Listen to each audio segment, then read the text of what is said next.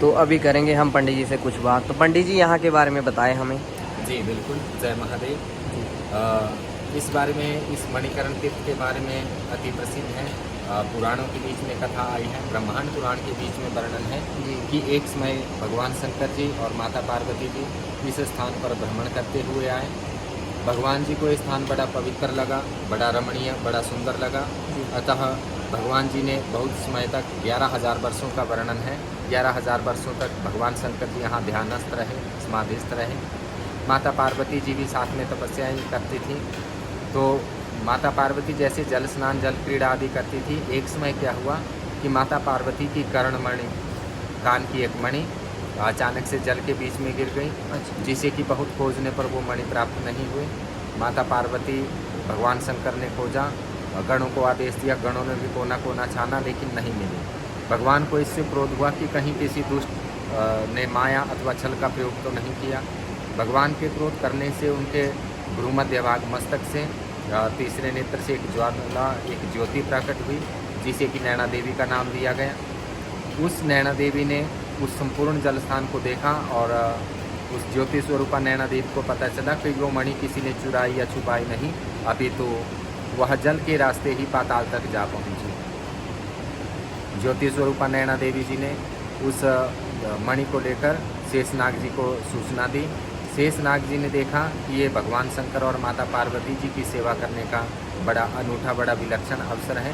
अतः उत्साह में आकर शेषनाग जी ने एक जोर की फुंकार उस मणि की ओर जल के बीच में लगाई। अब वह मणि जल के साथ एक फुहारे के रूप में बाहर फूट पड़ी। न केवल वह मणि, अपितु दूसरी ढेर सारी अन्य मणियाँ, रत्न, आभूषण, ज्वेलरीज बाहर निकली। माता पार्वती ने केवल अपनी उस मणि को लिया और शेष को पत्थर हो जाने का श्राप दे दिया। तो क्योंकि पहले ये जल शीतल था, परंतु उत्साह में आकर शेषनाग जी ने बड़े जोर की फुंकार इस जल के ऊपर लगाई थी। अतः वो फुहारे के रूप में जब ये जल फूटा तो वहाँ उबलता हुआ, उफनता हुआ बाहर निकला था। तब से लेकर आज तक यह जल उबल ही रहा है, उफन ही रहा है।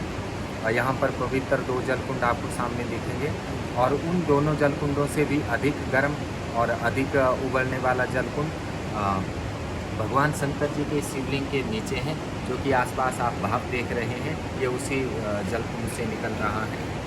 तो हालांकि ये हमारे जो धार्मिक विचार है उस अनुसार हम इस बात को मानते हैं, पुराणों में वर्णन है। विज्ञान की दृष्टि से भी जैसे गंधक आदि कुछ तत्व पृथ्वी के बीच में जब होते हैं तो वे पानी को उबाल देते हैं। जैसे कि चूने के बीच में हम पानी डालते हैं तो कुछ समय तक वो चूना भी पानी को उबाल देता है, गर्म कर देता है।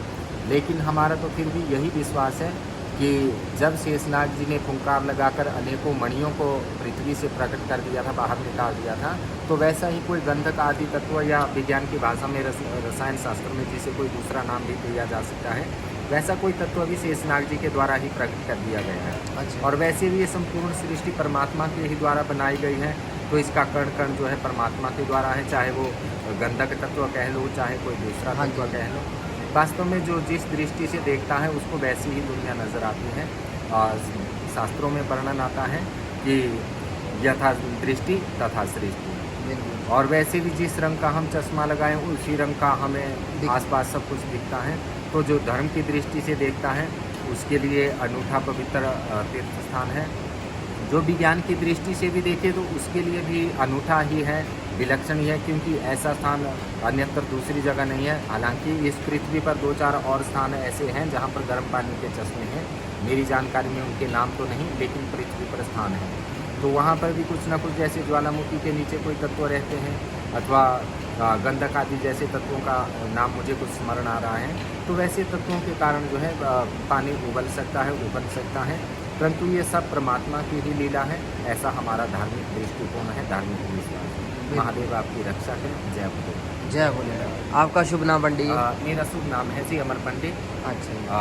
मैंने डंगार डिस्ट्रिक्ट बिलासपुर से अपनी संस्कृत शास्त्री की पढ़ाई की है। हाँ जी। और अभी सावन महीने से ही मुझे यहाँ पर सेवा का भगवान के चरणों में मौका मिला है। जी जी। तो ये भगवान की, मैं तो समझता हूँ कि मुझ पर कृपा ही है, क्योंकि जैसे मैं विचार करता था कि जैसे आप यहाँ पर भ्रमण के लिए आए हैं, हाँ जी, मेरे मन में भी यही विचार था कि मैं कभी घूमने के लिए मणिकरण में जाऊं, बिल्कुल। लेकिन मैं कभी आ नहीं पाया अपनी पारिवारिक स्थिति अच्छा से। और इसमें सावन महीना जब इस बरसात में प्रारंभ हुआ तो भगवान की कुछ ऐसी कृपा हुई कि उन्होंने मुझे लगातार अपने चरणों में ही बुला लिया। बिल्कुल। तो मैं यहाँ पर 4 महीने से लगभग भगवान की सेवा में। जय बोले। जय बोले। थैंक यू पंडित जी। जय श्री तो पंडित जी अपने ही इलाके के हैं